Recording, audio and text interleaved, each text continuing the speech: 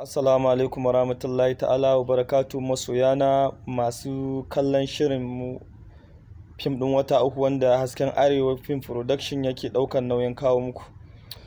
To ina mai sanar da ku cewar za mu tafi hutu na sati biyu bayan sallah da sati ɗaya. Insha Allah za mu ci gaba ɗora muku shirin fim ɗin wata uku, kuma ne muku fatan alkhairi a cikin wannan wata na Zulhajji. Kuma ina ganin sakunkunan ku kwarai da gaske ga masu complain akan lokaci, to insha Allah kuma za mu gyara. Muna ganin sakonninku kuma muna karantawa. Duk wanda ya turo sako ina gani kuma ina karanta, kuma ina ganin irin kauna da soyayya da ake nuna min. To ina muku fatan alkhairi masoyana.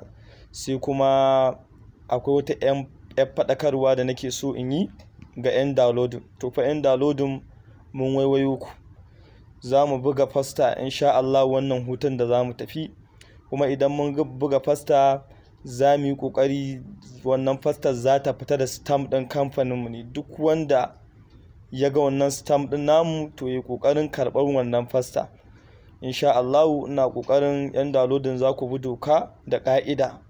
Allah ya ba mu nasara, ya ba mu iko, ya kuma dawo da mu hutun sallah lafiya, ya sa kuma kowa ya ci naman sallah lafiya.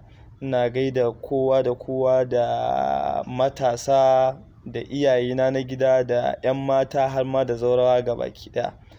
Na gode naku Hasken Arewa. Allah ya saka da alkhairi, a yi sallah lafiya.